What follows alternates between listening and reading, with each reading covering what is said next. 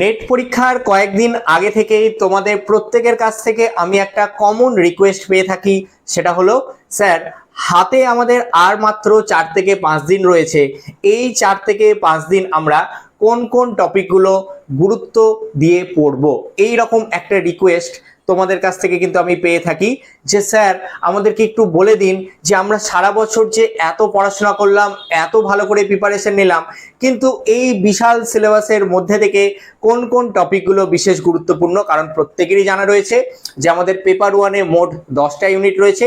এই 10টা ইউনিটের মধ্যে এই কোন টপিকগুলো থেকে আমাদের প্রশ্ন বেশি আসতে পারে এই সম্পর্কে একটু যদি বলে দিতেন তাহলে খুবই ভালো হতো। এবং এরকমই বেশ কিছু রিকোয়েস্ট আমি 2 থেকে 3 দিন পেয়ে আসছি, যে কারণে আমার মনে হলো যে একটা ভিডিওর মাধ্যমে তোমাদের প্রত্যেককে বলে দেওয়া দরকার যে আমরা ঠিক কোন কোন টপিকগুলো এই 4 থেকে 5 দিনের মধ্যে একটু দেখে নেব। দেখো, আমি টপিক নিয়ে বা বিষয়গুলো আলোচনার আগে দুটো কথা প্রত্যেককে বলতে চাই। এই ভিডিওটা শুধুমাত্র তাদের জন্য যারা সারা বছর ধরে প্রিপারেশন নিয়েছো। হ্যাঁ, ভালো করে মনে রাখবে, সারা বছর ধরে যারা প্রিপারেশন নিয়েছো এই ভিডিওটা কিন্তু শুধুমাত্র তাদের জন্য। কারণ তোমরা সারা বছর ধরে সমস্ত ইউনিট, সমস্ত টপিক পড়েছো। আর যারা সারা বছর ধরে প্রিপারেশন নাওনি, আজ এই 4 থেকে 5টা টপিক শুনে কিন্তু তোমার কোনো লাভ নেই। পরিষ্কার কথা বলে দিলাম, 4 থেকে 5টা টপিক শুনে লাভ নেই, কারণ এই 4-5টা টপিক পড়লে তুমি কখনোই কিন্তু কোয়ালিফাই করতে পারবে না। যে কারণে যারা সারা বছর ধরে প্রিপারেশন নিয়েছো তাদের প্রত্যেককে বলবো যে তোমরা খাতা পেন নিয়ে বসো। তোমরা খাতা পেন নিয়ে বসো, ভিডিওটা মন দিয়ে প্রথম থেকে শেষ পর্যন্ত দেখো। যে টপিকগুলো আজ বলে দেব, আগামী নেট পরীক্ষা থেকে এই টপিকগুলো থেকেই প্রশ্ন আসবে। বরাবর তাই হয়ে এসেছে, আমি যে টপিকগুলো বলে দিয়েছি সেগুলো থেকেই প্রশ্ন এসেছে। এবং আজ যা বলে দেব, আগামী 25 তারিখ থেকে যে নেট এক্সাম শুরু হচ্ছে সেখানে কিন্তু এই টপিকগুলো থেকেই প্রশ্ন পাবে। সুতরাং প্রত্যেকে একটু খাতা পেন নিয়ে বসে যাও। আমি টপিকগুলো রিপিট করে দেবো 2 থেকে 3 বার করে, তোমরা কিন্তু একটু খাতাতে নোট ডাউন করে নেবে যে পেপার ওয়ানের ইউনিট ওয়াইজ কোন কোন টপিকগুলো বিশেষ গুরুত্বপূর্ণ রয়েছে। তো আমি একদম প্রথম থেকে শুরু করব। আমাদের প্রথম ইউনিট রয়েছে টিচিং অ্যাপটিটিউড। প্রত্যেকেই জানো যে টিচিং রয়েছে, তারপরে রিসার্চ রয়েছে। এইভাবে কিন্তু আমি ইউনিট ওয়াইজ ধরে ধরে বলে দেবো যে কোন টপিকগুলো এই 4 থেকে 5 দিন তোমরা ভালো করে দেখে নেবে। দেখো, আজ কিন্তু আমি কোনো রকম ম্যাথামেটিক্যাল ক্যালকুলেশনের জায়গাগুলো আলোচনা করব না, কারণ সেগুলো সারা বছর ধরে যারা প্র্যাকটিস করেছে তারা কিন্তু অলরেডি পারবে। এই 4-5 দিন প্র্যাকটিস করে কিন্তু হবে না। সারা বছর ধরে আমাদের comprehension, data interpretation, mathematical part, logical part এগুলো যারা প্র্যাকটিস করেছে তারাই কিন্তু পারবে। বাকিরা কিন্তু এই 2-4 দিন প্র্যাকটিস করে কিন্তু কখনোই পারবে না। সেই কারণে আমি ওই পার্টগুলো আলোচনা করব না। আমি মেনলি যেগুলো আমাদের থিওরিটিক্যাল পার্ট রয়েছে, টিচিং, রিসার্চ, কমিউনিকেশন বা তার সাথে আমাদের higher education, people development, ICT, এই সমস্ত কিছু থেকে যত রকম টপিকগুলো আমাদের ইম্পর্টেন্ট রয়েছে সেই বিষয়গুলো কিন্তু আলোচনা করে দিচ্ছি। তাহলে রেডি হয়ে যাও। একদম প্রথম টপিক তোমরা খাতাতে উপরে আগে লিখে নাও, টিচিং অ্যাপটিটিউড। টিচিং অ্যাপটিটিউড থেকে কি পড়বে? সবার প্রথমে টিচিং অ্যাপটিটিউড থেকে তোমরা যেটা পড়বে সেটা হচ্ছে স্বয়ংপ্রভা এবং মক্স। অবশ্যই গুরুত্ব সহকারে এই টপিকটা ভালো করে 3-4 দিনের মধ্যে দেখে নাও। দেখতে বেশি সময় লাগবে না। যদি স্বয়ংপ্রভা মক্স তোমার অলরেডি পড়া থাকে, জাস্ট একবার রিভাইজ করে নাও। দেখো, একদম ডিটেলস পড়ার সময় কিন্তু আর নেই। জাস্ট টপিকগুলো বলে দিচ্ছি, এই টপিকগুলো খাতাতে নোট ডাউন করে নাও এবং জাস্ট একবার রিভাইজ করে নাও, রিভিশন করে নাও। মানে কুইক রিভিশন আমরা যেটাকে বলি, সেটা তোমার পিডিএফ এর মধ্যে থাকতে পারে, ফোনে তোমার খাতাতে নোট ডাউন করা থাকতে পারে, তোমার প্রিন্ট আউট করা থাকতে পারে, যে ফর্মে থাকুক না কেন, জাস্ট একবার কুইক রিভিশন করে নাও স্বয়ংপ্রভা এবং মক্স। এটা কিন্তু করে নাও। এখান থেকে অন্তত পক্ষে 2টো প্রশ্ন আসবে, আমি বলে দিচ্ছি। অন্তত পক্ষে 2টো প্রশ্নই আসবে স্বয়ংপ্রভা এবং মক্স থেকে। সেকেন্ড টপিক তোমরা পড়বে এনআরটি এবং সিআরটি, যেটা আমাদের ইভ্যালুয়েশনে রয়েছে। এনআরটি এবং সিআরটিটা কিন্তু খুব ভালো করে পড়ে যাবে। এনআরটি এবং সিআরটির সাথে সাথে আরো 2 ধরনের ইভ্যালুয়েশন তোমরা পড়বে, একটা হচ্ছে ফর্মেটিভ, একটা হচ্ছে সামেটিভ। ফর্মেটিভ এবং সামেটিভের যত রকম ক্যারেক্টারিস্টিক্স রয়েছে বা কোন কোন ক্ষেত্রে আমরা formative evaluation, summative evaluation use করে থাকি, এই জায়গাটা কিন্তু ভালো করে দেখে যাবে। তাহলে এনআরটি সিআরটির সাথে আরো 2টো ইভ্যালুয়েশন সিস্টেম বললাম, ফর্মেটিভ এবং সামেটিভ, এটা দেখে যাবে। ঠিক আছে, তারপরে যে টপিকটা তোমরা দেখবে সেটা হচ্ছে ব্লেন্ডেড লার্নিং। ব্লেন্ডেড লার্নিং থেকে কিন্তু প্রশ্ন আসে। ব্লেন্ডেড লার্নিং এবং তার সাথে লিখে রাখো হাইব্রিড লার্নিং, এই দুটোর মধ্যে কিন্তু প্রশ্ন আসবে। মানে ঘুরিয়ে ফিরিয়ে বিভিন্ন রকম 25 তারিখ থেকে 29 তারিখ পর্যন্ত এতগুলো শিফট হবে, ঘুরিয়ে ফিরিয়ে কিন্তু এগুলো থেকেই প্রশ্ন আসবে, কারো ব্লেন্ডেড থেকে আসবে, কারো হাইব্রিড থেকে আসবে, বিভিন্ন রকম যে আমাদের লার্নিং এর পার্টগুলো রয়েছে সেই জায়গা থেকে কিন্তু প্রশ্ন অবশ্যই আসবে। তাহলে আমি বলে দিলাম, টিচিং থেকে তোমরা প্রথমেই পড়বে স্বয়ংপ্রভা মক্স, সেকেন্ড পড়বে তোমরা ইভ্যালুয়েশনের যে পার্টটা বললাম এনআরটি সিআরটি, সাথে হচ্ছে ফর্মেটিভ ইভ্যালুয়েশন, তার সাথে সামেটিভ ইভ্যালুয়েশন, এবং শেষের দিকে তোমরা পড়বে হাইব্রিড লার্নিং আর তার সাথে ব্লেন্ডেড লার্নিং। এখান থেকে কিন্তু সেট পরীক্ষাতেও প্রশ্ন এসেছিল, যারা রিসেন্ট লাস্ট 2-3 বছর সেট পরীক্ষা দিয়েছো তারা জানবে যে আমাদের হাইব্রিড লার্নিং বা তারপরের সাথে মানে যেটা রয়েছে আমাদের ব্লেন্ডেড, এখান থেকে কিন্তু প্রশ্ন এসেছিল। তাহলে টিচিং থেকে কুইক রিভিশনের জন্য এই কটাই দেখে যাও। আমি বলছি না যে পুরো সিলেবাসই দেখে যেতে হবে, পুরো সিলেবাস সারা বছর ধরে দেখেছো পড়েছো, এখন কুইক রিভিশনের জন্য এই টপিকগুলো দেখে যাও, এখান থেকে কিন্তু প্রশ্ন পাবে। পরে চলে আসবো অনেকেরই একটা ভয়ের এরিয়া, সেটা হচ্ছে রিসার্চ থেকে কি ধরনের প্রশ্ন আসবে বা কোন কোন টপিক থেকে প্রশ্ন আসতে পারে। এটাও মোটামুটি ভাবে অনেকের ভালো করে পড়া রয়েছে আমি জানি, কারণ ইতিমধ্যেই তোমাদের যে সমস্ত মক টেস্ট গুলো নিয়েছি অনলাইন এবং অফলাইন ব্যাচে, তোমরা কিন্তু বেশ ভালো রিসার্চ থেকে উত্তর করতে পেরেছো। তো যাই হোক, রিসার্চ থেকে আমরা প্রথমেই পড়বো হচ্ছে টাইপস অফ রিসার্চ যেগুলো রয়েছে সেগুলো কিন্তু ভালো করে পড়বো, মানে যত ধরনের আমাদের রিসার্চ রয়েছে, আমাদের এক্সপেরিমেন্টাল থেকে শুরু করে অ্যাকশন রিসার্চ সবকিছুই পড়বো। এগুলো হচ্ছে গতানুগতিক। নতুন কি পড়বো, নতুনত্ব, এটাই জানার যে নতুনত্ব কি কি পড়বো। নতুনত্ব পড়ার মধ্যে হচ্ছে দেখে যাবে আমাদের যেটা রয়েছে একটা ইকুইভ্যালেন্ট রিসার্চ। হ্যাঁ, নতুন শুনছো কি? যদি নতুন শুনে থাকো তাহলে ঝটপট দেখে নাও যে ইকুইভ্যালেন্ট রিসার্চ বিষয়টা কি। তোমাদের করানো হয়েছে ক্লাসে, কিন্তু ইকুইভ্যালেন্ট রিসার্চ আমি করিয়েছি। তার সাথে দেখবে তোমরা ন্যারেটিভ রিভিউ, এটাও যদি নতুন শুনে থাকো এটাও দেখে নাও, কারণ এখান থেকে প্রশ্ন আসবে। ইকুইভ্যালেন্ট রিসার্চ, ন্যারেটিভ রিভিউ, এই জায়গাগুলো কিন্তু ভালো করে দেখে যাও। গতানুগতিক বইগুলোতে কিন্তু পাবে না, একটু তার জন্য নেট সার্চ করতে পারো। তো সেক্ষেত্রে তোমরা ইকুইভ্যালেন্ট রিসার্চ, তার সাথে ন্যারেটিভ রিভিউ, এগুলো কিন্তু দেখে যেতে পারো। এবং গ্রাউন্ডেড থিওরি অফ রিসার্চ, এটাও দেখে যেতে পারো, কারণ প্রশ্ন এসেছিল এর আগেও। রিসার্চের যে গ্রাউন্ডেড থিওরি, এই কনসেপ্টটা বা এটা বলতে আমরা কি বুঝি, এটা কিন্তু দেখে যেতে পারো। এবং তার সাথে আরেকটা ক্রস সেকশনাল স্টাডি বা ক্রস সেকশনাল রিসার্চ আমরা কাকে বলছি, উইথ এক্সাম্পল সহকারে ক্রস সেকশনাল রিসার্চ পার্টটা ভালো করে কিন্তু দেখে যাবে, কারণ এখান থেকে একটা প্রশ্ন আসবে। এবং তার সাথে মেটা রিভিউ কি, রিসার্চের ক্ষেত্রে মেটা রিভিউ বলতে আমরা কি বুঝি, এটাও দেখে যাবে। তাহলে আমি কিন্তু বলে দিচ্ছি যে জায়গাগুলো দেখে যাওয়ার গুরুত্বপূর্ণ, কারণ এর আগেও প্রশ্ন এসেছিল এবং এই নেট পরীক্ষাতেও প্রশ্ন কিন্তু প্রত্যেকে এই এরিয়াগুলো থেকে পাবে। এবং তারপরে আমি কিছু কমন এরিয়ায় চলে আসি যেগুলো থেকে বরাবরই প্রশ্ন আসে। তার মধ্যে একটা হচ্ছে স্যাম্পলিং, একটা হচ্ছে ভ্যারিয়েবল। তাহলে স্যাম্পলিং এবং ভ্যারিয়েবল থেকে দেখে যাবে। এবং আমাদের মেজারমেন্টের যে স্কেলগুলো রয়েছে, nominal scale, ordinal scale, ratio scale, এগুলো যে রয়েছে এই স্কেলগুলো দেখে যাবে। 4টে যে স্কেল আছে মেজারমেন্টের, 4টে স্কেল সম্পর্কে ভালো করে দেখে যাবে। আমি মেজারমেন্ট অফ স্কেলটাও কিন্তু বলছি, লিখে রাখো। এখান থেকে কিন্তু ম্যাচিং টাইপের প্রশ্ন আসবে। হ্যাঁ, ভালো করে শুনে নাও, ম্যাচিং টাইপের প্রশ্ন কিন্তু স্কেল থেকে আসবে।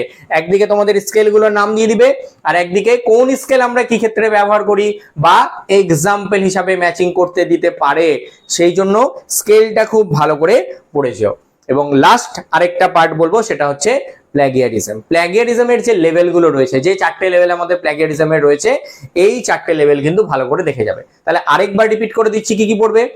টাইপস অফ রিসার্চ, যেগুলো গতানুগতিক রিসার্চ রয়েছে সেগুলো তো পড়ছোই। তার সাথে বললাম তোমরা ন্যারেটিভ রিভিউ, ইকুইভ্যালেন্ট রিসার্চ, এই দুটো খুব ভালো করে পড়বে। তার সাথে গ্রাউন্ডেড থিওরি অফ রিসার্চটা পড়ে রাখবে, কনসেপ্টটা গ্রাউন্ডেড থিওরি, এক্সাম্পল কি হতে পারে সেটা পড়ে রাখবে। তার সাথে সাথে ক্রস সেকশনাল স্টাডি বা রিসার্চ এবং মেটা রিভিউ বিষয়টা কি দেখে রাখবে। আর গতানুগতিক বিষয়ের মধ্যে তো বলেই দিলাম, স্যাম্পলিং, ভ্যারিয়েবল রয়েছে, এবং তার সাথে আরেকটা বললাম প্ল্যাগিয়ারিজম।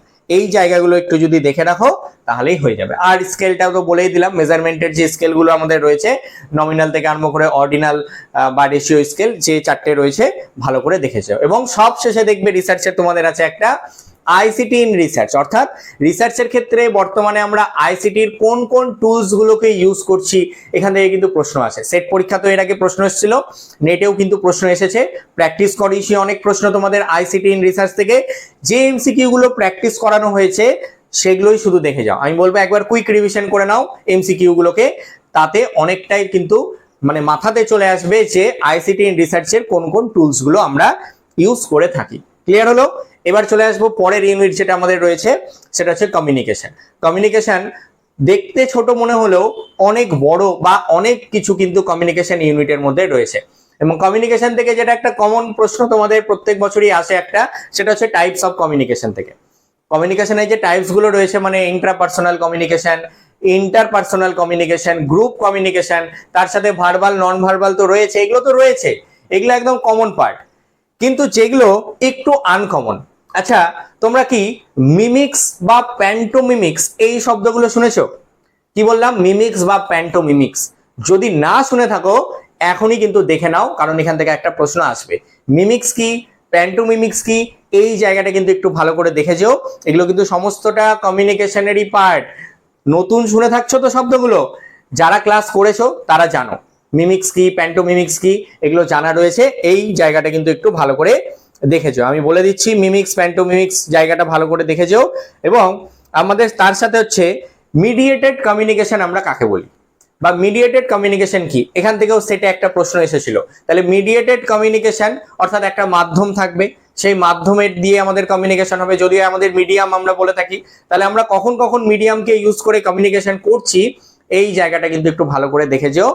যেটা হচ্ছে আমি বলে দিলাম মিডিয়েটেড কমিউনিকেশন। এবং কমিউনিকেশনে একটা শব্দ আমরা ইউজ করি গ্র্যাপেফাইন, আমরা একটা শব্দ ইউজ করি বা টার্ম ইউজ করি গ্র্যাপেফাইন। গ্র্যাপেফাইনটা কি, বা গ্র্যাপেফাইন কোন ধরনের কমিউনিকেশনের সাথে রিলেটেড, এইটা একটু দেখে যাও। তাহলে নোট ডাউন করে নাও। টাইপস অফ কমিউনিকেশন বললাম, গ্র্যাপেফাইন বললাম, মিমিক্স বলেছি, প্যান্টোমিমিক্স বলেছি, গ্রুপ কমিউনিকেশন বলেছি, মিডিয়েটেড কমিউনিকেশন বলেছি। এই কটা দেখে যাও, ব্যাস। আর কিছু দেখে যাওয়ার দরকার আপাতত নেই, কারণ হাতে তো আর 4 থেকে 5 দিনই রয়েছে।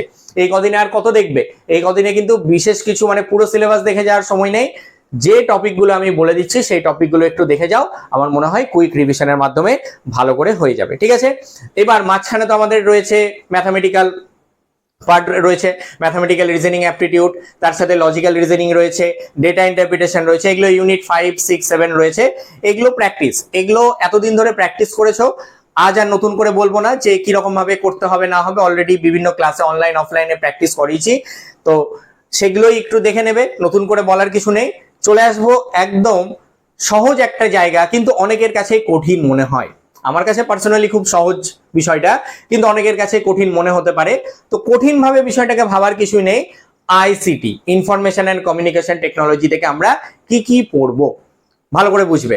কোশ্চেন একদম যেগুলো বলে দেবো সেগুলোই আসবে, যেগুলো বলে দেবো এখন সেগুলোই কিন্তু আসবে। তার মধ্যে প্রথমটাই হচ্ছে পড়বে ডেটা স্টোরেজের হায়ারার্কি। যেটা ডেটা স্টোরেজের যে হায়ারার্কি রয়েছে সেটা কিন্তু পড়বে, যেরকম বিটস প্রথম, তারপরে হচ্ছে বাইট, তারপরে আমাদের ফিল্ড, রেকর্ড, ফাইল, ডেটাবেস, এরকম পরপর সিকোয়েন্স অনুযায়ী কিন্তু সাজাতে যায়। কি বললাম? এটা এটা হচ্ছে ডেটা স্টোরেজের হায়ারার্কি, যেটা বিটস, বাইটস, ফিল্ড, রেকর্ড রয়েছে, তারপরে ফাইল রয়েছে এবং সবার শেষে ডেটাবেস। এটা একটা মেমোরিরও হায়ারার্কি আছে।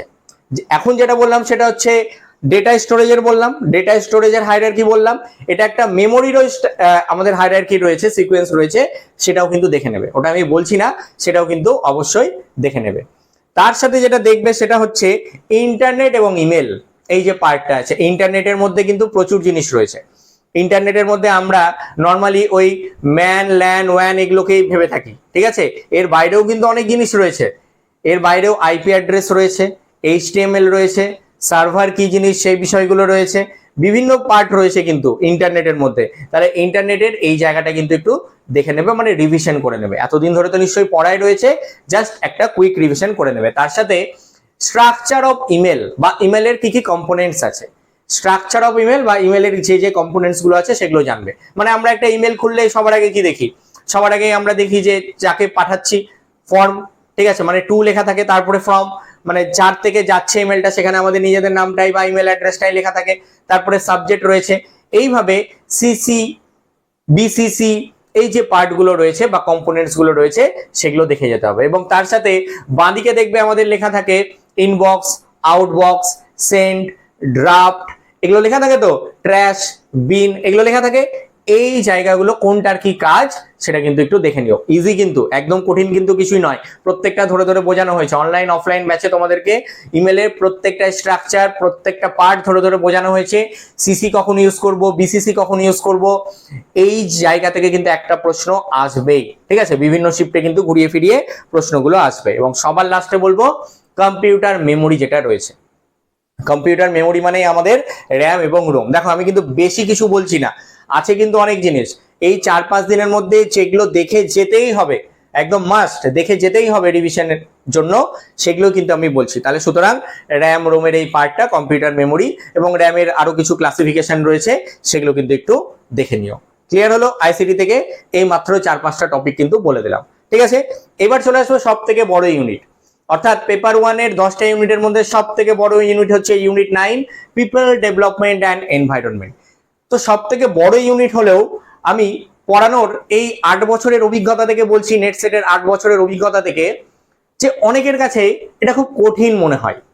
কঠিন এই কারণেই মনে হয় ইউনিটটা এত বড়। অনেকেই আমি বলতে শুনেছি যে অনেকেই বলে যে স্যার এত বড় ইউনিট কিছুই মনে রাখতে পারছি না। আমি পরীক্ষার জন্য বিশেষ কয়েকটা টপিক বলে দিচ্ছি যেগুলো থেকে কিন্তু প্রশ্ন আসবে। এই 4-5 দিনে টপিকগুলো একটু দেখে যাও, রিভিশন করে নাও, আমার মনে হয় আর দ্বিতীয় কোনো টপিক দেখার দরকার পড়বে না। সবার প্রথমে যেটা দেখবে সেটা হচ্ছে মিলেনিয়াম ডেভেলপমেন্ট গোল এবং সাস্টেনেবল ডেভেলপমেন্ট গোল। দেখো এগুলো কিন্তু সবাই দেখবে মোটামুটি কম বেশি, কারণ সিলেবাসে আছে। Millennium development goal, sustainable development goal, এগুলো সবারই কিন্তু কম বেশি জানাই রয়েছে এবং প্রশ্ন আসে, যারা রিসেন্ট পরীক্ষা দিয়েছো তোমরা জানো। তো এক্সট্রা কি পড়বে, এক্সট্রা কি পড়বে যেটা বাকিরা পড়বে না বা জানবে না? তোমাকে তো ওইভাবেই প্রিপারেশন নিতে হবে, কারণ এটা একটা সর্বভারতীয় পরীক্ষায় যাচ্ছ। Millennium development goal, sustainable development goal সবাই পড়ে যাবে। তাহলে তোমার বেনিফিট কি? তোমার বেনিফিট হচ্ছে সাস্টেনেবল ডেভেলপমেন্ট গোলের ক্ষেত্রে ইন্ডিয়ার স্কোর কত বা ইন্ডিয়ার র্যাঙ্কিং কত, বাকিদের থেকে তুমি তখনই আলাদা হবে যখন এই অংশগুলো জানবে। নাহলে কিন্তু বাকিরা যা পড়বে তুমিও তাই পড়ছো, গতানুগতিক পড়াশোনা। এগুলো কিন্তু নর্মালি কোনো বইয়ে আমাদের লেখা থাকবে না বা কেউ তোমাকে কোনো ক্লাসে বলবে না যে সাস্টেনেবল ডেভেলপমেন্ট গোলের ক্ষেত্রে ইন্ডিয়ার র্যাঙ্কিং কত, বা একটা স্কোর থাকে 100-র মধ্যে করা হয়, 100-র মধ্যে করা হয় আমাদের এই স্কোর। সেটা বর্তমানে আমাদের রয়েছে 61.9 মতো। 100-র মধ্যে সাস্টেনেবল ডেভেলপমেন্ট গোলের যে স্কোর সেটা রয়েছে 61.9 মতো, এবং ভারতের র্যাঙ্ক সাস্টেনেবল ডেভেলপমেন্ট গোল রয়েছে আমাদের 120, র্যাঙ্ক হচ্ছে 120। এবং এই র্যাঙ্কিংটা কারা প্রকাশ করে, কোন সংস্থা, জানা আছে কি? যদি জানা না থাকে তাহলে লিখে নাও, এই যে র্যাঙ্কিং বা ভারতের ক্ষেত্রে যে স্কোর, এটা আমাদের দেয় হচ্ছে এই তথ্যটা নীতি আয়োগ। নীতি আয়োগের নাম নিশ্চয়ই শুনেছো। তাহলে নীতি আয়োগ দিয়ে থাকে কি, যে ভারতের যে র্যাঙ্কিংটা রয়েছে বা ভারতের যে এই যে নাম্বারটা বা স্কোরটা রয়েছে 61.9 বিভিন্ন দেশের মধ্যে, তাহলে সেই তথ্যটা আমাদের কিন্তু দিয়ে থাকে কে? আমাদের দিয়ে থাকে এই নীতি আয়োগ। এবং এর সাথে পড়ে রাখবে এক্সট্রা, সাস্টেনেবল ডেভেলপমেন্ট গোলের ক্ষেত্রে ভারতবর্ষের কোন রাজ্যগুলো প্রথম 5টা স্থানে রয়েছে। দেখো এগুলো পড়তে হবে কিন্তু এক্সট্রা, সিলেবাসে ওরকম ভাবে লেখা থাকবে না, কোনো বইও পাবে না। এগুলো হচ্ছে রিসার্চ বেসড কোশ্চেন। এটা আমরা রিসার্চ অ্যাপটিটিউড পড়ছি না, কিন্তু এগুলো হচ্ছে আমাদের রিসার্চ বেসড কোশ্চেন। এই কোশ্চেনগুলোই বাকিদের সাথে তোমার নাম্বারের পার্থক্য করে দেবে। যদি এই ধরনের প্রশ্ন পাবে কিন্তু আমি বলে দিচ্ছি, এই ধরনের প্রশ্নগুলো পরীক্ষাতে পাবে।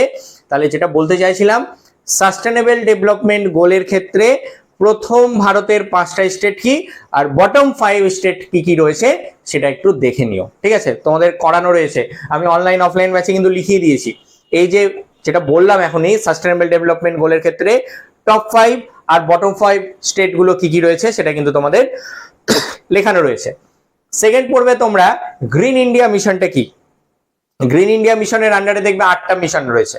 গ্রিন ইন্ডিয়া মিশনটা একটু ভালো করে দেখে যেও, যেটা 2015 সালে লঞ্চ হয়েছিল, তাহলে এটা একটু দেখে নিও গ্রিন ইন্ডিয়া মিশনটা। তার সাথে কনফারেন্স অন পার্টিজ, যেটাকে আমরা কপ বলে থাকি, তাহলে লেটেস্ট যে কপ গুলো, কপ 26, কপ 27, কপ 28, 29, এই কটা দেখে যেও। এবং আগামীতে 2026 সালে বা 25 সালে কনফারেন্স অন পার্টিজ কোথায় অনুষ্ঠিত হবে এটাও কিন্তু দেখেছো, কারণ সবাই কিন্তু পড়ে যাবে আগের গুলোই, মানে কপ 1, কপ 2, কপ 3 এগুলোই পড়ে যাবে। এগুলো তো লেখানো আছেই তোমাদের, তার সাথে এক্সট্রা পড়ে যেও তোমরা শেষের দিকের বা রিসেন্ট যেগুলো কপস আমাদের হয়েছে বা আগামীতে 1-2 বছরের মধ্যে হবে, এটা একটু দেখেছো।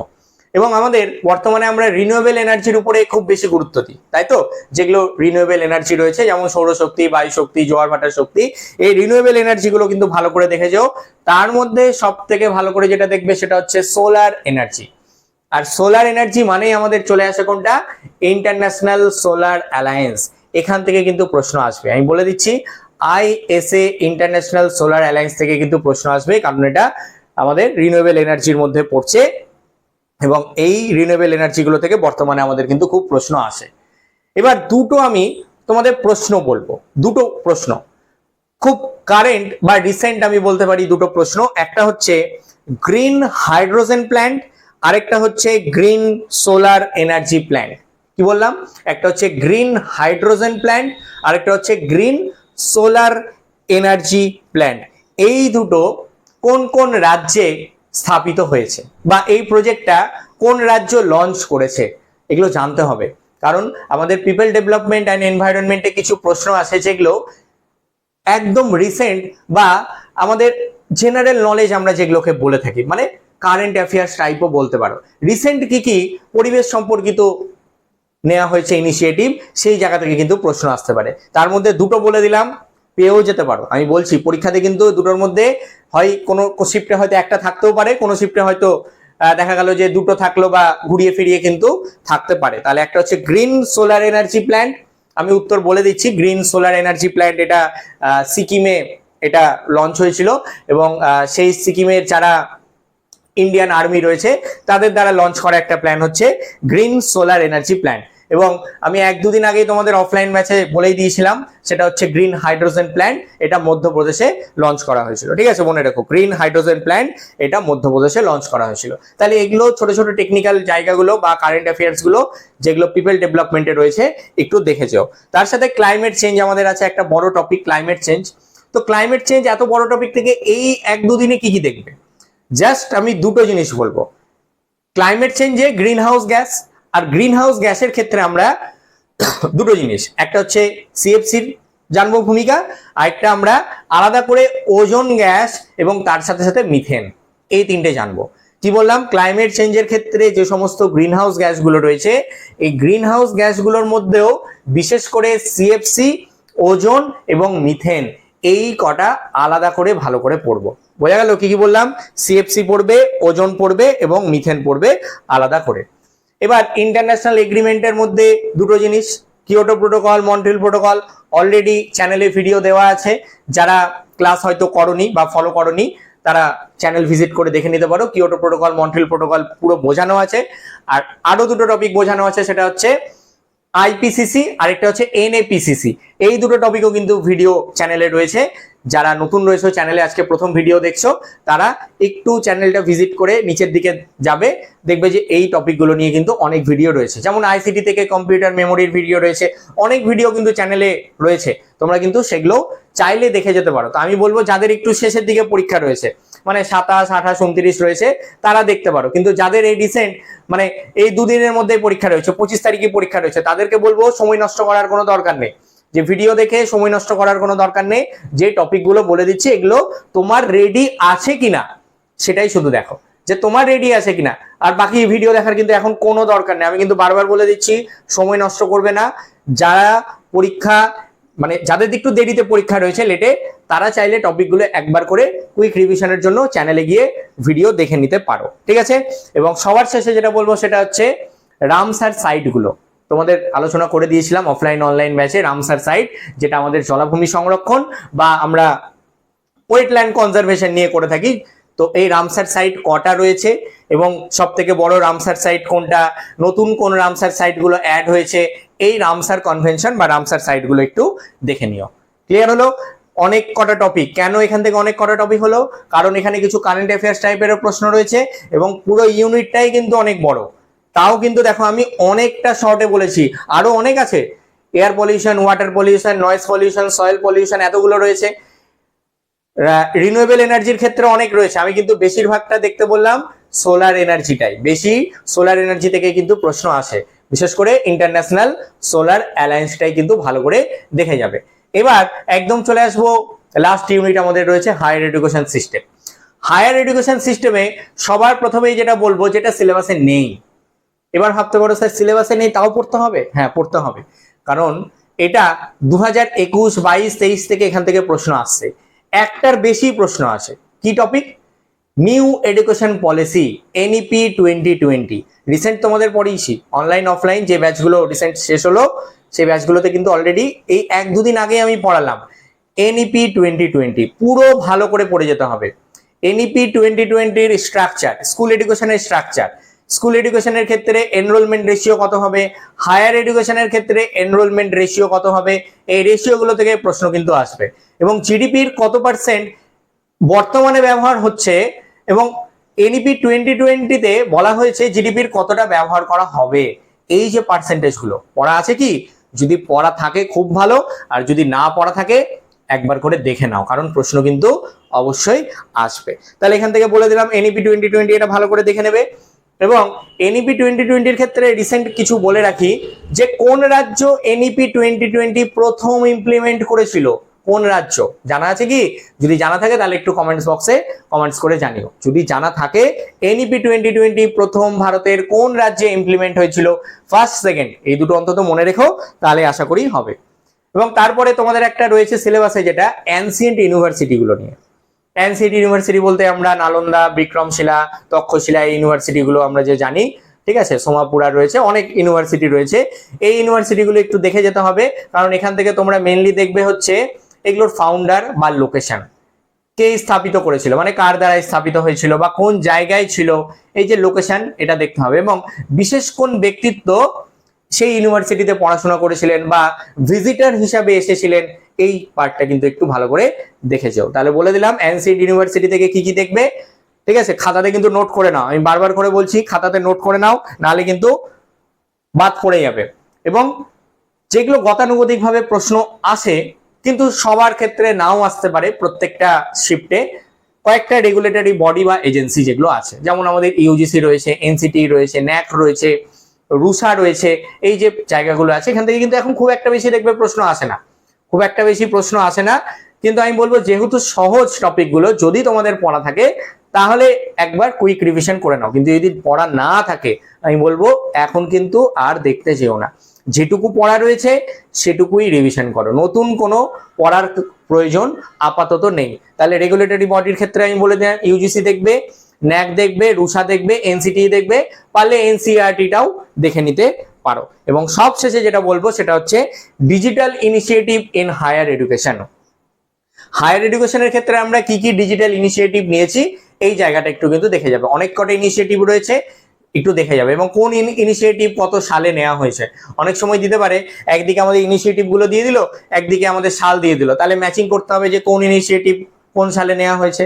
তাহলে এই কটা টপিক যদি একটু দেখে যাও, আমার মনে হয় এই 4-5 দিন কুইক রিভিশন যদি করা যায় সমস্ত কিছুই কিন্তু এখান থেকে তোমরা অলরেডি কমন পেয়ে যাবে, এটা আমার বিশ্বাস, এবং বরাবর তাই হয়ে এসেছে, আগামীতেও তাই হবে। ক্লিয়ার হলো কি কি বললাম? যদি কারো কোনো রকম প্রশ্ন জানার থাকে বা কিছু, বা এই যে আজকে যে টপিকগুলো আমি বলে দিলাম এগুলোর মধ্যে থেকেও কারো যদি কোনো নতুন প্রশ্ন জানার থাকে বা উত্তর কি হবে সেটা জানার থাকে, তাহলে সেই প্রশ্নটা একটু ভিডিওর কমেন্ট বক্সে কমেন্টস করে জানিও, আমি রিপ্লাই দিয়ে দেবো। আমি সাথে সাথে চেষ্টা করব রিপ্লাই দিয়ে দেওয়ার, কারণ পরীক্ষা শুরু হতে আর মাত্র হাতে 3টা দিন বাকি রয়েছে, সেই কারণে আমি সাথে সাথে রিপ্লাই দিয়ে দেবো। আরেকটা কথা বলি, যদি কোনো জায়গায় কোনো পয়েন্ট বা আমি যেগুলো বললাম সেগুলো যদি মিস হয়ে থাকে, ভিডিওটা আবার প্রথম থেকে শেষ পর্যন্ত দেখে নিও, আর টপিকগুলো কিন্তু একটু খাতায় লিখে রেখো। আর লাস্ট দুটো কথা বলে শেষ করব, একটা হচ্ছে টাইম ম্যানেজমেন্ট। টাইম ম্যানেজমেন্টটা একটু ভালো করে করার চেষ্টা করো, যদিও সেটের ক্ষেত্রে অনেকটাই তোমাদের সমস্যা হয়, যেহেতু ওএমআর শিটে গোল করতে হয়, নেটে তো সেই সমস্যা নেই, আমাদের সিবিটি মোডে পরীক্ষা হবে, সেই কারণে আমি প্রথমেই বলবো ফার্স্ট পেপার করো, তারপরে নিজেদের যে সাবজেক্ট রয়েছে সেটা করো, এবং সবার শেষে ডেটা ইন্টারপ্রিটেশন এবং কম্প্রিহেনশনের জন্য আলাদা করে 25 মিনিট অন্তত সময় বরাদ্দ রেখো, ঠিক আছে? আর যদি তুমি ডেটা ইন্টারপ্রিটেশন বা আমার কম্প্রিহেনশন যদি ভালো করে প্র্যাকটিস আগে থেকেই করে রাখো সারা বছর, তাহলে আমি বলবো আগেই করে নাও, কোনো সমস্যা নেই। কিন্তু যারা সারা বছর প্র্যাকটিস করোনি বা মনে হয় যে আমি এই পার্টে একটু দুর্বল, আমার ডেটা ইন্টারপ্রিটেশন করতে সময় লাগে, আমার কম্প্রিহেনশন করতে সময় লাগে, কারণ কম্প্রিহেনশন করতে গিয়ে আমাদের যে কম্পিউটার স্ক্রিনটা থাকে সেখানে আমাদের স্ক্রল করতে গিয়ে, মাউস স্ক্রল করতে গিয়ে একটু ওঠাতে নামাতে একটু সমস্যা হয়, একটু সময় লাগে, সেক্ষেত্রে আমি বলবো সময় যাতে নষ্ট না হয় সেই কারণে ওটা শেষের দিকে কম্প্রিহেনশনটা করার চেষ্টা করো। আর যারা এক্সপার্ট রয়েছে কম্প্রিহেনশন দেখা মাত্রই করে দিতে পারবে মোটামুটি ভাবে 1-2 বার পড়েই অর্থটা যদি বোধগম্য হয়ে যায়, তাহলে আমার বক্তব্য যে তোমরা প্রথমেই করে নিতে পারো। কিন্তু যদি মনে হয় যে না আমার খুব একটা ভালো করে প্র্যাকটিস করা নেই বা আমি এই পার্টে একটু উইক রয়েছি, তাহলে আমি বলবো একদম শেষে করো। তাহলে এটা একটা কথা ছিল। সেকেন্ড কথা হচ্ছে কেউ ঘাবড়াবে না, নার্ভাস হবে না। সারা বছর ধরে পড়েছো, সারা বছর ধরে যা পড়েছো এখন শুধু একটু রিভিশন করার পালা। এবং পরীক্ষাতে গিয়ে ঘাবড়ে কিন্তু অনেকেই যাও, মানে এই প্রশ্ন দেখলাম, এটা তো আমি জানা কিন্তু এই মুহূর্তে করতে পারছি না। এই ঘাবড়ে গিয়ে বাকি জানা প্রশ্নগুলো কিন্তু ভুল করে এসো না। একদম ঠান্ডা মাথায় কুল মাইন্ডে পরীক্ষা দিতে যাবে, মেন্টালি ভালো করে প্রিপারেশন নিয়ে রাখো, তাহলেই কিন্তু হবে। কেউ ঘাবড়ানোর কোনো কিছু নেই। এবং আরেকটা, ঘাবড়ে যাওয়ার পর, পরীক্ষা খারাপ হয়ে যাওয়ার পর আমরা অনেকে ডিপ্রেশনে চলে যাই যে কি হলো, সারা বছর তো ভালো প্রিপারেশন নিলাম, আর শেষ পর্যন্ত গিয়ে পরীক্ষাটা একদম ঘেটে ঘ হয়ে গেল, কিছুই হলো না, একদমই ভালো হলো না, জানা জিনিসও করে আসতে পারলাম না। তাদের জন্য বলবো ডিপ্রেশনে না গিয়ে পরের দিন থেকে আবার নতুন করে শুরু করো। হ্যাঁ, পরের দিন থেকে ওই ফর্ম ফিল আপ আবার হবে, নোটিফিকেশন বেরোবে, তখন আবার পড়া শুরু করব। এটা যদি করো তাহলে বাকিদের থেকে পিছিয়ে যাবে। পরের দিন থেকে আবার পড়াটা শুরু করো। ডিপ্রেশনে যাওয়ার কোনো জায়গা নেই, কারণ প্রত্যেক বছর আমাদের 2বার করে নেট পরীক্ষা হচ্ছে, 1বার করে সেট পরীক্ষা হচ্ছে, তাহলে কিসের ডিপ্রেশন? সারা বছর তো পড়েছো, পরীক্ষা খারাপ হয়েছে তো কোনো কারণে হতেই পারে, তোমার মতো আরো অনেকের হয়েছে। আরে তোমার পরীক্ষা খারাপ হয়েছে, কিছু জন এমন যাবে, 80% এমন ছেলে মেয়ে পরীক্ষা দিতে যায় নেট সেট যারা সিলেবাস পর্যন্ত জানে না, তারাও পরীক্ষা দিতে যায়। আর তুমি তো সমস্ত সিলেবাস জেনে প্রিপারেশন নিয়ে পরীক্ষা দিতে গেছো। হ্যাঁ, খারাপ লাগবে, আমি বুঝতে পারছি খারাপ লাগবে, কিন্তু ডিপ্রেশনে যাবে না। অনেকের হয় এটা, আমাকে মেসেজ করে বলে স্যার পরীক্ষা খুব খারাপ হয়ে গেল, আমার কাছেই পড়েছে, অনলাইনে অফলাইনে পড়েছে, পরীক্ষা খারাপ হয়ে গেল। আমি আগে থেকেই বলে দিলাম ডিপ্রেশনে যাওয়ার কোনো দরকার নেই, জাস্ট পরের দিন থেকে আবার নতুন করে শুরু করো, তাহলেই হবে। ক্লিয়ার হলো? তাহলে যদি আজকের ভিডিওটা ভালো লেগে থাকে তাহলে একটু তোমাদের বন্ধু বান্ধব যারা পরিচিত রয়েছে নেট এবং সেট এক্সাম দেবে, বিশেষ করে সামনেই যে নেট এক্সাম রয়েছে, তাদের সাথে একটু ভিডিওটা শেয়ার করে দিও, যাতে তারাও একটু জানতে পারে যে পেপার 1-এর কোন কোন টপিকগুলো এই 4 থেকে 5 দিনের মধ্যে কুইক রিভিশন করা যেতে পারে। ঠিক আছে, তো চলো সবাইকে অল দ্য বেস্ট, ভালো করে পরীক্ষা দাও, ঠান্ডা মাথায় পরীক্ষা দাও। যদি ভালো লেগে থাকে ভিডিওটা শেয়ার করে দিও, লাইক করে দিও, আর কেমন লাগলো সেটা একটু ভিডিওর কমেন্ট বক্সে কমেন্টস করে জানিও। যদি কোনো প্রশ্ন থাকে তোমাদের সেটাও কমেন্ট বক্সে একটু কমেন্টস করে জানিও, আমি উত্তর দিয়ে দেবো।